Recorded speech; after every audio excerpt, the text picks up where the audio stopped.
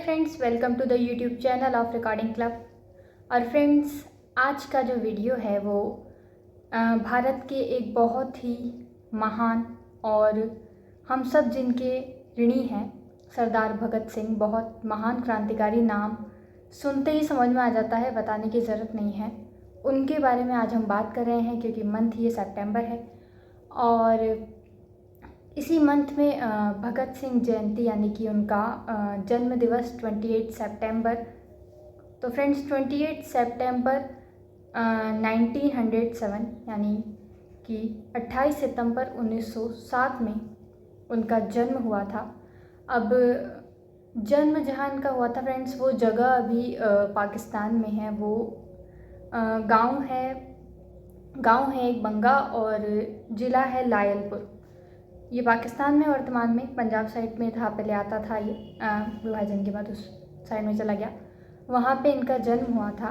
और इनकी लाइफ के बारे में वैसे तो बहुत से लोगों को पता होगा, लेकिन फिर भी अगर हम बात करें शुरुआत से तो हम कह सकते हैं कि बचपन में ही जो इनके फादर थे वो इनको जब अपने खेतों की साइड पे लेकर गए थे और तो इन्होंने उनसे पूछा था कि हम लोग यहाँ पे क्या करते हैं। तो उन्होंने बोला था कि हम बीज उगाते हैं, उससे पौधे उगते हैं, फसल उगती है। तो उन्होंने कहा था कि हम बंदूकों की खेती क्यों नहीं करते, क्योंकि अगर हम बंदूकों की खेती करेंगे तो वो काम आएगी अंग्रेजी सेना को भगाने में। तो ये देख लीजिए कि बचपन से ही इनका क्रांति का सफ़र शुरू हो गया था। 23 साल की बहुत छोटी उम्र में ये देश के लिए शहीद हो गए थे। और अगर थोड़ा और बात करें, इनके प्रेरित होने की बात करें तो बहुत ही एक दुखद जो घटना है जलियांवाला बाग हत्याकांड 13 अप्रैल 1919, उससे ये प्रभावित हुए थे। अपने स्कूल से 20 मील दूर तक पैदल चल के ये उसे देखने गए थे जलियांवाला बाग में, वो सब कुछ। और वो जो दृश्य थे उन्होंने बहुत ज़्यादा ये उससे प्रभावित हो गए थे। और इतने प्रभावित हो गए थे कि इन्होंने निश्चय कर लिया था कि अब ये जो भी ये लोग कर रहे हैं उसका जो बदला है वो मैं लेकर रहूँगा। ऐसा इन्होंने एक अपने माइंड के अंदर डिसाइड कर लिया था।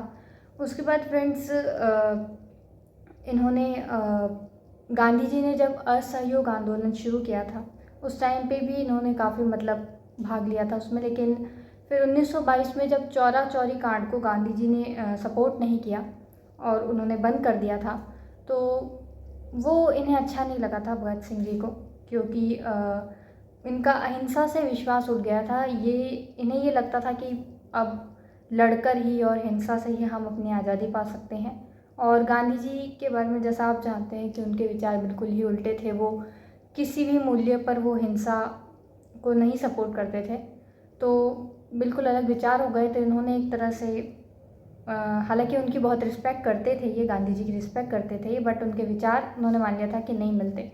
इनके विचार मिलते थे चंद्रशेखर आज़ाद से, इसलिए इन्होंने गदर जो दल था वो इन्होंने ज्वाइन कर लिया था। और उसके बाद फ्रेंड्स, जब काकोरी कांड हुआ था, काकोरी कांड जैसे कि आपको पता है कि रेल से कुछ खजाना चुराने का क्रांतिकारियों ने काम किया था। तो उस कांड के अंदर जो क्रांतिकारी थे उनमें काफ़ियों को फांसी हुई, काफ़ियों को जेल हुई। बहुत बुरा उनके साथ जो हुआ, उससे बहुत इफ़ेक्ट पड़ा था। ये 9 अगस्त 1925 को ये कांड हुआ था। और फिर इन्होंने क्या किया था कि इनका 1920 इनका एक जो दल था, इन्होंने दल बनाया था नौजवान भारत सभा। नौजवान भारत सभा की इन्होंने स्थापना की थी कि युवाओं को बहुत इम्पोर्टेंस देते थे। कहते थे कि यही लोग हैं जो आगे जाके क्रांति भी कर सकते हैं, देश को आज़ादी दिला सकते हैं। इनका युवाओं पर बहुत भरोसा था, ये खुद भी युवा थे। और तो इन्होंने क्या किया था कि इनका ये जो सभा थी उनको जो चंद्रशेखर आज़ाद की गाइडेंस में जो था हिंदुस्तान रिपब्लिकन एसोसिएशन, उसमें इन्होंने शामिल कर दिया था। और फिर उसका नाम बदल के हिंदुस्तान सोशलिस्ट रिपब्लिकन एसोसिएशन ऐसे करके इन्होंने नाम कर दिया था उसका। और उसके अलावा अगर बात करें कि इनकी लाइफ की दो बहुत ही मोस्ट इम्पॉर्टेंट जो क्रांतिकारी घटनाएं इनकी बताई जाती है, तो उसमें से एक तो थी जो पुलिस अधीक्षक सैंडर्स की हत्या 1928 में इन्होंने की थी। और वो जो थी वो रिवेंज के अंदर की थी, जो लाला लाजपत राय थे। जब साइमन कमीशन का विरोध किया गया था, तो अब लाठीचार्ज हुआ था, तो उसमें लाला लाजपत राय के सर पर लाठी लगने से उनकी मृत्यु हो गई थी, तो उसके रिवेंज में। और एक मतलब ये कि अंग्रेज़ जो सरकार थी उनको मज़दूरों से और नॉर्मल लोगों से उनको कोई फ़र्क नहीं पड़ता था, उनको खाली बस ये था कि भारत को लूटना है। तो वो चीज़ पर उनका था कि उनको एक बार ये सचेत किया जाए, ये बताया जाए कि ये जो है ये गलत है। तो इसलिए इन्होंने सेंट्रल असेंबली पर बटुकेश्वर दत्त के साथ बम विस्फोट भी किए थे। बट फ्रेंड्स, इसी के साथ वो हिंसा पर बिलीव करते थे, लेकिन फिर भी वो इतना नहीं चाहते थे कि हर जगह बिना मतलब के हिंसा की जाए, हर जगह मार काट की जाए। ये वाली उनकी थिंकिंग नहीं थी। तो जब ये लोग असेंबली गए थे, तो ये इनका किसी को मारना इनका मोटो नहीं था। इनका ये था कि सिर्फ बम फेंके जाएं और उनको सचेत किया जाए। तो फिर उन्होंने असेंबली में ऊपर से बम फेंके थे और पर्चे जो लिखे थे वो फेंके थे, और ये पहले ही डिसाइड कर दी चुके थे सरेंडर करने का, क्योंकि इनका मानना था जो क्रांतिकारी है उसे एक ना एक दिन मरना ही है, और क्रांतिकारी जब मरेंगे तभी देश में मतलब एक तरह से ललकार होगी, लोग आज़ादी के लिए लड़ेंगे।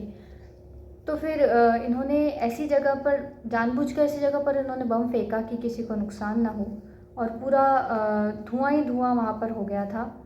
आराम से ये भाग सकते थे, बट ये भागे नहीं, इन्होंने सरेंडर किया था वहीं पर ही। और इसके अलावा उनके पास गन भी थी उस टाइम पे, पर उन्होंने यूज़ नहीं की थी, क्योंकि उनका मोटो ही यही था, वो खुद यही चाहते थे। फिर ये क्रांतिकारी थे, तो इन्होंने हर जगह जगह जगह पर इन्होंने क्रांति की।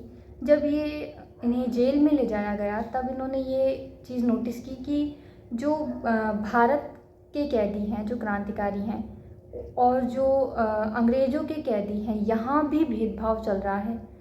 कानून के समक्ष भी इन्हें समान नहीं रखा जा रहा। मतलब उनके साथ उनकी सुविधाएं अलग हैं, अच्छी है, और भारत के जो हैं उनकी सुविधाएं बिल्कुल अच्छी नहीं हैं, उनको जानवरों की तरह रखा जा रहा है। तो इस पर भी उन्होंने विरोध कर दिया, और उन्होंने भूख हड़ताल स्टार्ट कर दी जेल में ही। और इनके साथ साथ और भी बहुत सारे जो सपोर्टर्स थे वो भी इनके साथ जुड़ गए, और बहुत लंबे समय तक इन्होंने भूख हड़ताल की, और बहुत ही बुरा सलूक अंग्रेज़ों ने इनके साथ उस टाइम किया।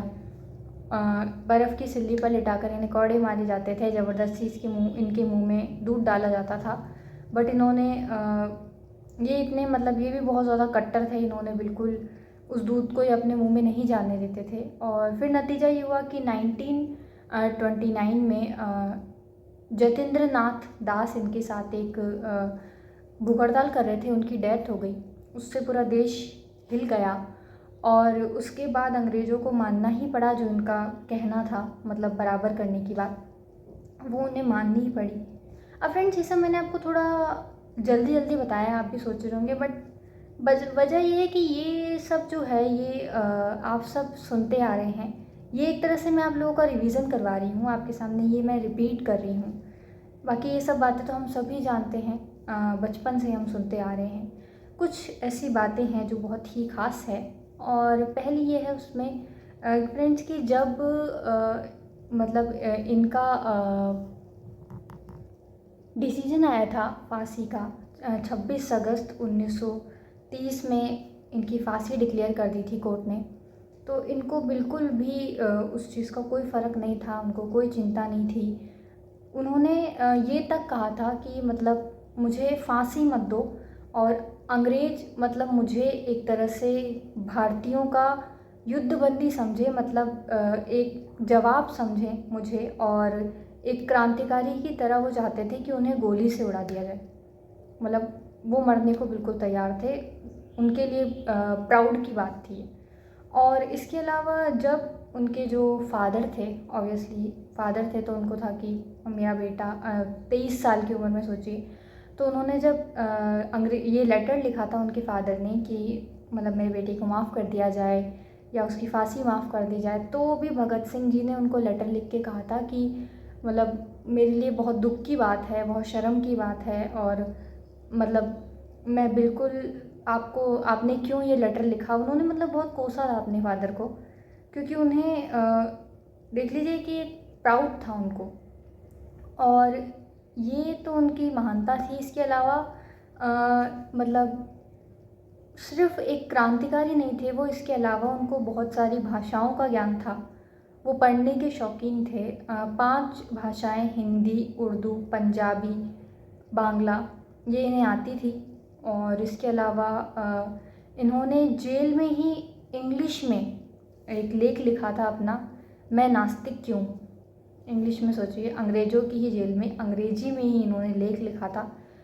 मतलब देख लीजिए कि हर भाषा की ये ज्ञाता थे, और कितना ये लाइफ में अगर अंग्रेजी आती थी इन्हें तो सोचिए ये कोई गवर्नमेंट जॉब कर सकते थे, बहुत अलग ही लाइफ जी सकते थे। बट इन्होंने क्रांति चुनी अपने लाइफ के अंदर।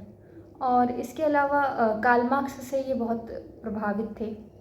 और इसके अलावा एक बहुत ही फेमस बात जो है कि इनकी फांसी जो है वो 24 मार्च 1931 को डिक्लेयर हुई थी। बट इनकी फांसी को लेकर इतना ज़्यादा विवाद था देश के अंदर, इतने दंगे फसाद, मतलब प्रदर्शन हो रहे थे बहुत ज़्यादा, तो अंग्रेज़ सरकार ने इनकी जो फिक्स थी, सुबह की फिक्स हुई थी इनकी, उससे 12 घंटे पहले, मतलब 24 मार्च को सुबह फिक्स थी इनकी फांसी, पर 12 घंटे पहले 23 मार्च को शाम को इन्हें और इनके जो साथ जो थे सुखदेव और मतलब भगत सिंह और सुखदेव और थे राजगुरु, जो ये तीनों थे, सॉरी, इन तीनों को साथ में फांसी पे लटका दिया गया था। और मतलब ये सोच लीजिए कि अगर मान लीजिए कि आपको ये पता है कि आपका कल एग्ज़ाम है, और कोई आके आपको बोल दे कि नहीं एग्ज़ाम कल नहीं, एग्ज़ाम आज ही है, तो ही हम इतना डर जाते हैं। तो इनकी तो सोचिए कि कहाँ इंसान ये सोच रहा है कि अगले दिन फांसी दी जाएगी और 12 घंटे पहले, लेकिन इनके माइंड में ऐसा कुछ था ही नहीं। ये आप एक इनका व्यक्तित्व देख लीजिए कि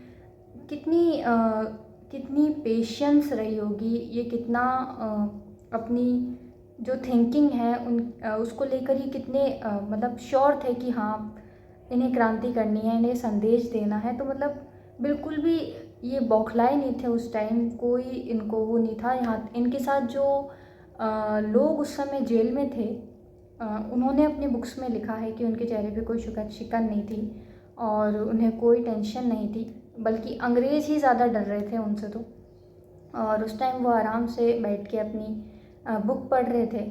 और जब इन्हें बोला था कि मतलब आपकी फांसी का समय हो गया चलिए, तो इन्होंने कहा था कि पहले एक क्रांतिकारी को दूसरे से मिलने दीजिए। लेनिन की बुक ये उस टाइम पढ़ रहे थे और ख़त्म करते इन्होंने चल पड़े थे ये फांसी की सज़ा की तरफ। तो ये बातें कुछ ऐसी हैं जो सुनते तो बिलीव होता ही नहीं है कि ऐसा भी हुआ था, बट ऑफ कोर्स हुआ था। और भारत ही शायद एक ऐसा देश है जहाँ ऐसा हो सकता है।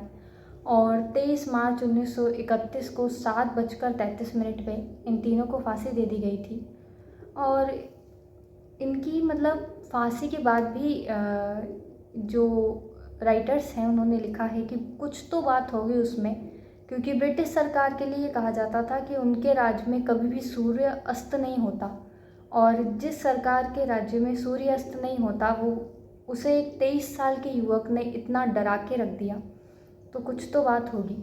और फ्रेंड्स, मरने के बाद भी अंग्रेज़ों को डर था, मरने के बाद भी उन्होंने जो जेल की दीवार थी वो तोड़ी थी और इनकी जो डेड बॉडी थी उसके टुकड़े किए और फिरोज़पुर की तरफ लेके गए, और वहाँ मिट्टी का तेल डाल के यूं ही उनको टुकड़ों को जलाने लगे। और तब गांव के लोग जो थे आसपास, उन्होंने जब आग देखी तो वो उस तरफ आए, तो अंग्रेज़ डर गए और सतलुज नदी में इनके जो पार्ट्स थे, बॉडी पार्ट्स, अध जला जो इनका पार्ट्स थे, वो फेंक के चले गए। और फिर वहाँ जो गांव के लोग थे उन्होंने पूरा विधिवत इनका अंतिम संस्कार किया।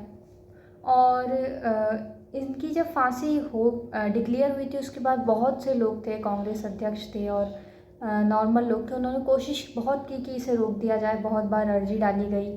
हालांकि भगत सिंह को ये पसंद नहीं था, वो इसके बिल्कुल अगेंस्ट थे, क्योंकि उनको मरने का डर था ही नहीं। और काफ़ी प्रयास हुए थे, बट अंग्रेज़ सरकार को उनको फांसी देनी थी, जो उन्होंने दी ही सही। और उसके अलावा एक और जो बहुत बड़ी बात है वो ये है कि जो गांधी जी, जो कि इतने रिस्पेक्टेड थे उस टाइम, सिर्फ भारतीयों में नहीं, अंग्रेज़ों में भी उनकी काफ़ी चलती थी, मतलब राजधानी में भी उनका एक वर्चस्व था। तो वहाँ भगत सिंह जी को फांसी हुई, और यहाँ गांधी जी ने वायसराय के साथ गांधी इरविन समझौता किया, और 5 मार्च 1931 को ये समझौता हुआ, और 23 मार्च को फांसी हुई, 24 को होनी थी। तो मतलब ये वाली चीज़ बिल्कुल भी लोगों को अच्छी नहीं लगी, बहुत गांधी जी का विरोध हुआ था। लाहौर अधिवेशन में इसके बाद जब गांधी जी गए थे तो लोगों ने काले कपड़े, काले झंडों से उनका वहाँ पे स्वागत किया था, विरोध किया था। बहुत बार उन पर अटैक भी हुआ, बट पुलिस ने इन्हें मतलब सेव किया था। तो आई होप फ्रेंड्स आपको ये इन्फॉर्मेशन अच्छी लगी होगी। वैसे तो काफ़ी लोगों को ये इन्फॉर्मेशन पता होगी, बट जिन्हें नहीं पता उन्हें पता चल गया होगा, जिन्हें पता है उनका रिवीजन हो गया होगा। बहुत सारी बातें आपको नहीं पता चली होगी। तो फ्रेंड्स, अगर आपको ये वीडियो अच्छा लगा है तो वीडियो को लाइक करें, चैनल को सब्सक्राइब करें, और प्ले स्टोर से रिकॉर्डिंग क्लब का ऐप ज़रूर डाउनलोड कर लें। Thanks for watching.